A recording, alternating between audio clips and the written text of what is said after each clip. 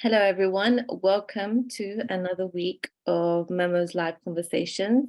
Today, to mark International Women's Day, we have joining us Bayan Abu Salameh, who is working on and building and launching Palestine's first cube satellite into space and will share with us her exciting journey.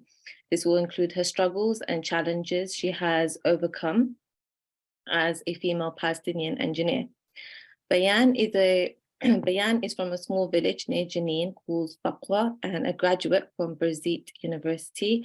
She was awarded the Chevening Scholarship funded by the British government to study at Queen Mary University, where she successfully designed and analysed what she hopes will be the first Palestinian cube satellite and named it Palestine 1. She is now currently studying her postgraduate at Imperial College London and undertaking further research on her space project, which will study urban growth and water resources in the MENA region. So Bayan, firstly, happy International Women's Day, and thank you for taking the time to join us today. But tell us, did I miss anything from the introduction? And, could you start off by sharing your early experiences in this field of science and what actually inspired you to jump into this field of stars and beyond and how you've been finding it so far? No, your introduction has covered everything basically. First of all, thank you for having me, and happy International Women's Day to you too. So my journey started, I remember I always loved sciences and mathematics.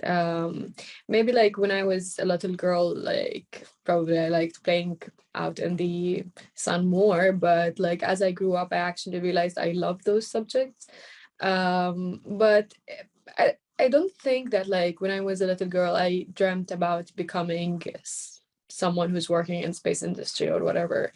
It's actually something that came later on in life. When I was a teenager, I read more about space and about the extraordinary things that engineers has developed into space industry. And there's a particular story I've mentioned before in many interviews where I read Brief History of Time by Stephen Hawking, and this is probably the minute when I decided oh, this is something that I want to pursue. I want to build a machine that helps us unravel the secrets of the universe. So I signed up for mechanical engineering in Birzeit University, it started there. Undergrad in mechanical engineering department. I was one of the very few females in the department, and it was just it's not easy. For women in STEM, they can relate to what I'm saying. It's not easy. There are microaggressions, some sort of towards women and STEM in general and academia, and later on, when I came to the UK, I thought that wouldn't be the case everywhere, but it turned out it's actually everywhere. And sometimes academic can be aware of those microaggressions, sometimes they can be unaware of it. But let me just wrap it up in a very simple thing. It's hard to be a woman in academia, and specifically in STEM as well. It's a field really dominated by men everywhere, really.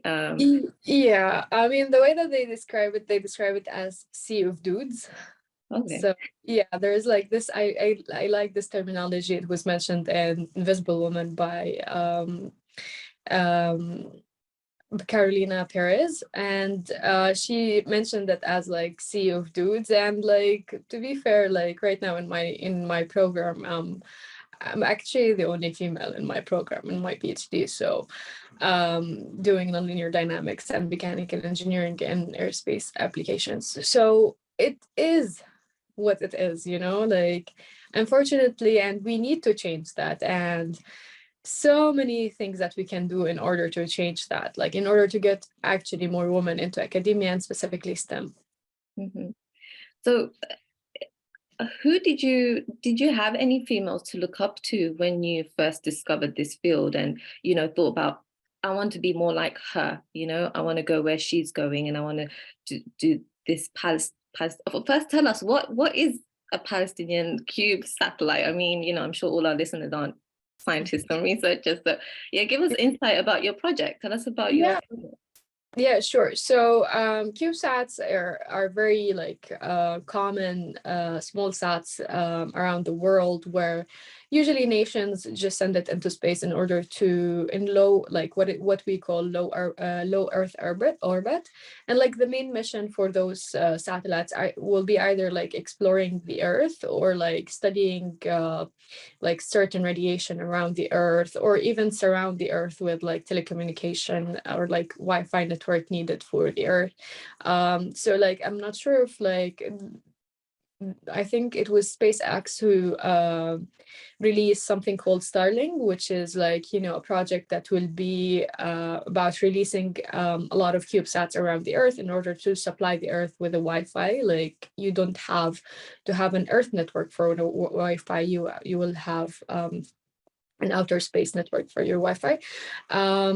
And it's not really a new idea. Like a lot of nations has already successfully designed and launched a CubeSats into space. It's just like my idea was like, well, what about Palestine? You know, like Palestine is a nation. We do have like, as I was studying, I met a lot of people who are interested in space, and also like in the MENA region, as we speak right now, we have a lot of issues that needs to be explored in space in order to solve it, like climate change and like the water resources. As we speak right now, we have less and less access for water resources in the MENA region, due to many reasons like desertification and again climate change. So that's why like I was like, well, I think if we have like a CubeSat with the name Palestine one, studying that region, that will enable us, for instance, to forecast the climate change in that region, and also like to design solutions based on aerial pictures for that region. So as I was in master's students in Queen Mary, I started to design like and simulate this particular the structure for the CubeSat. And I remember like I defended this project, I got a very good grade for it. And then after that, I posted on my social media that, you know, this is the project, and I really hope that one day we will actually see it in space. And I remember like that particular thing went viral. A lot of people were like, oh man, you should definitely make it. Like we will be supporting you and like all of these things. It was a beautiful moment at that time, but later on, like as I as I started my journey in academia right now, I feel like this dream can be further away than we like can be further away from reality. Not and surprisingly not because like of political reasons, and not because of like, you know, what's happening right now in that region. It's actually because of like how we fund the projects in general.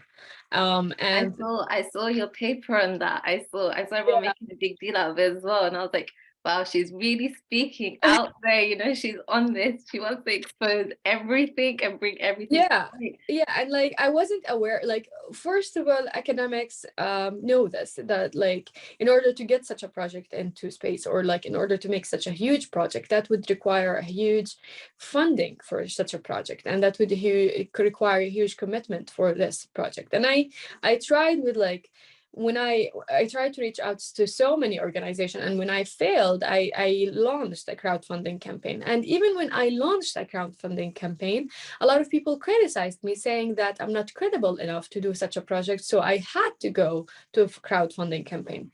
So the issue is that I think people are not really educated enough about what's happening right now in the funding towards women in academia, because again, we have lack of women-led research, which means that women don't lead their own research, so they don't publish, so they wouldn't support other female academics in order to get to this industry. That's why that's the terminology of Sea of Dudes, when it's like completely controlled by a lot of like by a lot of male academics, and they can be aware or unaware of their like gender bias, but it's there. So I remember like I tried to reach to so many women organizations regarding grants and funding, and you would be surprised, you know, because in theory those organization exist. right? And they're supposed to be supporting female academics in order to start their career. But as you reach out to them, a lot of these organizations wouldn't even respond to you. They wouldn't even, yeah, like I remember last year as I started my PhD, I wasn't just doing PhD. Part of like my time, I was just like applying for grants and fellowships in order to help me to cover the research that will be conducted. And beside that, like beside me applying for fellowships, I launched the crowdfunding campaign. And as I launched it, yes, I had the support from people to pursue my first year, but I also had a lot of criticism from people who were questioning the credibility that I have. And to be fair, like when I was really mad about it and I was really annoyed at it, but then I thought about it. Those people are unaware of what's happening right now in real life, you know? Mhm. So yeah, back to the funding dilemma, and the grants and fellowships. So usually research in general is funded different ways. So like either the government would usually fund your project, or like you will have industrial partners to fund your project, or you can self-funding your project. And throughout, like as you start your research, there are plenty of scholarships, fellowships, and grants that are designed for academics so they can like research and publish papers. Mhm. And because women are underrepresented in academia, a lot of grants bodies, they decided to award women of like female grants, female only grants. So in order to as like a method to close this gender gap between male academics and female academics. In theory, they exist and you can apply to them. But the problem is, last year, as I applied to 140 fellowships and grants, scholarships, and they were not only designed for women, like other fellowships as well, I only got a response from 30 different organizations. Out of those 30 different organizations, only 3 managed to help me. So Out of yeah, 140. yeah. Okay. So as we speak right now, as we think it's actually like academia right now is a meritocracy and like women and men are treated equally, I don't think that's the case. Because if you think about it, we're creating a vicious cycle where women have to look for funding and wait, spend a lot of time of applying for those grants. So they will have less time for research. So they will publish less. And also because of lack of funding, they have to take more tasks of teaching. So they, again, like they will have less time to do research and less time to publish papers. So as we speak right now, like you will hear a lot of arguments like, oh, but it's because women publish less. That's why they're not awarded with like grants and fellowships. Well, don't you think that you created the cycle that made women not publish? So that's what I'm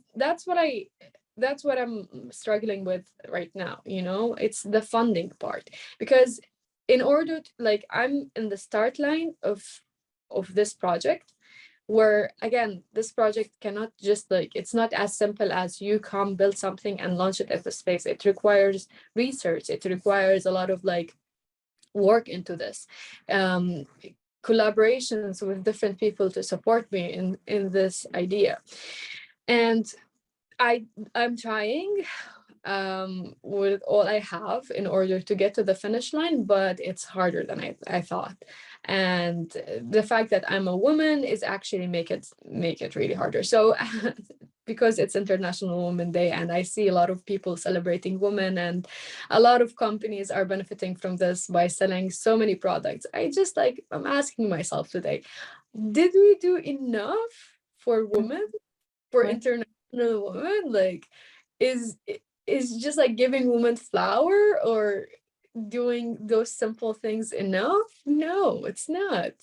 Is I guess it's taking, the bare minimum approach and Yeah. expecting everyone to be fine with it, and just continue with how it's going anyway, but just celebrating for one day, and just doing here and there little things and hoping women stay quiet, but you're out here still speaking out and being critical. So what is the solution you've come to after investigating about the lack of funding and the lack of equal opportunities for women in STEM? What do you think can change this? So, well, individual, I truly believe in the power of individual. I truly believe that it only takes one person in order to make a change and implement a change. So instead of just like implementing a grant award woman, if you're like a wealthy individual and you believe in this cause, it only takes one person to go to a woman, a female academic that's struggling in funding her research, and just give her, enough donation or monetary donation or whatever you want to call it in order to support her career. This way, we can see more women taking academia and research and publishing papers. So that could be like the individual approach in order to solve this issue, but it doesn't have to be that. It can also have by having more transparent grants. And for like the fellowships, instead of just like listing their program without updating it every year, and us women have waste our time just applying for it, and you knowing for sure that you're not going to reply, just update your website, tell us that these fellowships are no longer active, so we wouldn't have to apply for it, so we would actually invest our time in something better. And also, like, for this is a message actually for people out there who like to criticize us for complaining about these things. Before you criticize, before you just like accuse us that we're not credible enough or whatever, just ask yourself, like, did we do enough for women today, like women academic, to pursue their career? And are those women like complaining about these things without having a ground for it? Like, listen to their stories, at least like try to share their stories if you can. If you think you can support them, instead of just criticizing them, do that. And if you're only going to criticize them without having a ground for your criticism, please don't do that, because they're dealing with enough. And back to the question that you told me, like you asked me if I actually saw a lot of like if I have women to look up to in my career. Well, in my undergrad, I didn't have like all my teachers were men, and in my master's, all my teachers were men, and right now my supervisor is a guy. But I remember in my department, we only have one like associate professor, female associate professor. Is this in Birzeit or?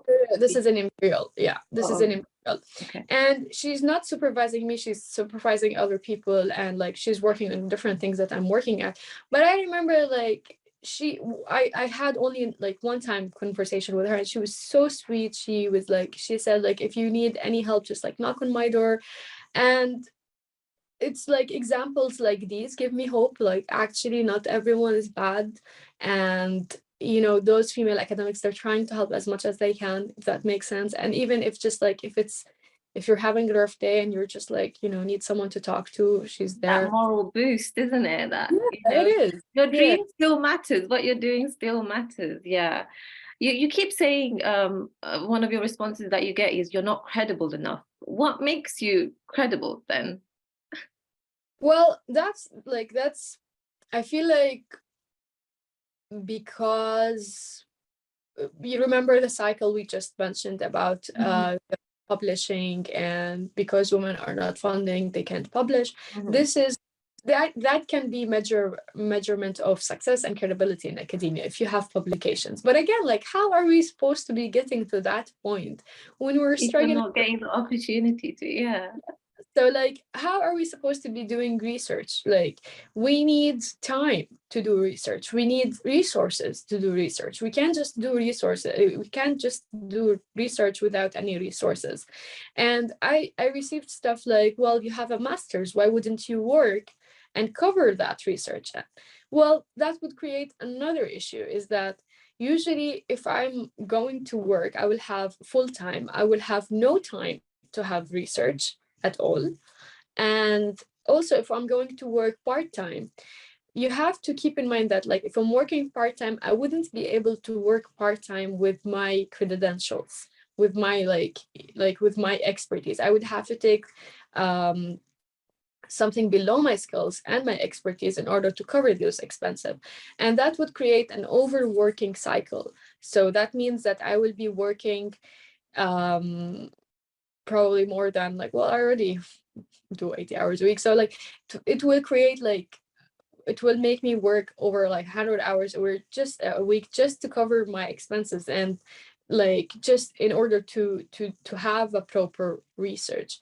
And again, like, is this what we're trying to create, or is this what we're trying to teach, that in order for you to be a female researcher you have to work 100 hours a week, and in order for a male to be a researcher he only has to work 80 hours a week or like 60 hours a week? Is that fine, like by fully funding the guy and like not funding the female?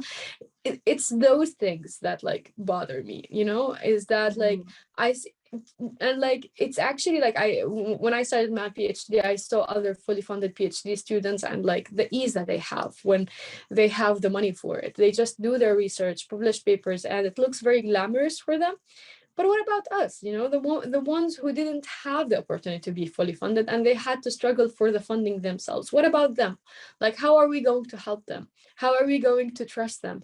And there are like right now there are no credibility for their, let's say, promises or whatever, but like we can't even make sure of their credibility without even giving them the resources to see like, oh, they can publish or their papers are valid or whatever. And especially that if we have given this opportunity to many people who published papers and those papers were criticized later on, how come we can't give the same opportunity for female researchers to publish so they can be criticized and learn from their mistakes and come up with a better research? Yeah, and you sound so burnt out. My my heart hurts for you. Oh my God, you're working so hard.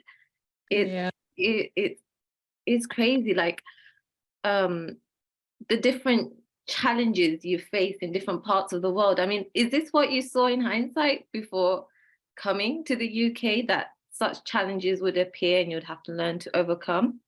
Yeah, I mean, it's similar everywhere. You would suspect it's Mhm. different. It's not. It's similar. Like it's actually surprising. Like if you think about other forms of industry and how far they have went, like and how far they advanced, but STEM stayed the same. Like I remember I was talking to so I when I was an undergrad, I talked to a mother of a friend of mine. She studied mechanical engineering in the 70s, and she said we only had two females at then.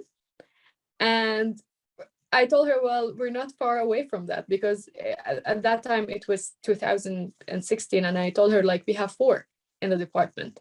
So You were on one of that, the four females in your yeah, that period, like on that period of time, we actually like step up our game and we empowered women to pursue a career in academia and when or like mechanical engineering or STEM, and we went from two to four. Yes, we did a great job here. You sound so fed up.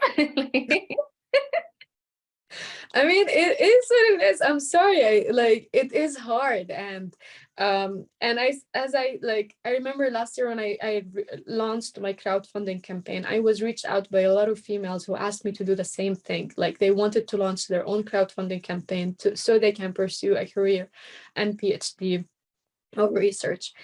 And I was like, and I, to be fair, like my crowdfunding campaign wasn't the first crowdfunding campaign to support women in order to pursue their career.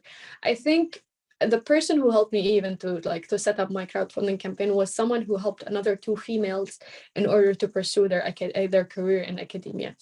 And the fact that those women also had to do the same thing, also to use crowdfunding campaign to crowdfund their research, means that we have failed. Like those women are like, and one of those one, I think like she graduated her PhD this year, and she was like, she did an amazing job in her field, and she even like published an entire like database for like Palestinian dialect. So she has done like an amazing work in her field because she was giving the opportunity of the individuals. And the fact that we have those examples is that like those organizations who are responsible of like rewarding women or like grants or fellowships for research have failed somehow, because those women, they reached out. Like trust me, before we launched a crowdfunding campaign, we tried everything in our hand before we went to that last resolution. And even like that last resolution, like the crowdfunding itself, it's very hard. You have to reach to thousands of people in order to get the support of one. So you exhaust all your options before Exactly. settling with the crowdfunding. Okay. So what has the responses been so far? Because I know in the middle, everyone was, up in arms and celebrating that you were able to achieve your scholarship and pursue this. So what stage are you at when it comes to the Palestinian Cube satellite? Well, again, I'm like, I've been put so many steps back because of the lack of funding as well. Like, I started my research this year, but because I didn't really focus 100% on the research, because I was trying to work part-time to cover my expenses, and I was also trying to applying for fellowships for future year and like grant studies and these kind of things. So I didn't really work full-time in my research. So I'm still in the beginning, unfortunately.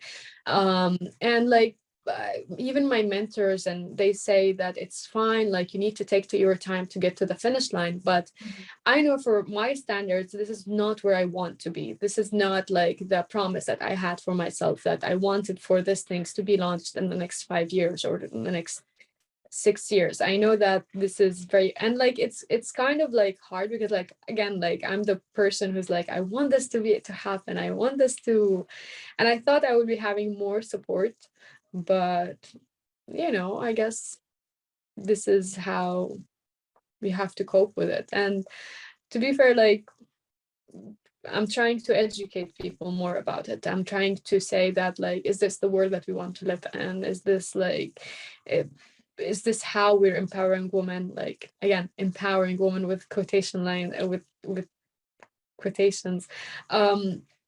Because like I remember I was attending an event like a few weeks ago, and someone said like, we need to have more women in research and STEM and like academia, and that's why we're empowering young girls in order to pursue these things.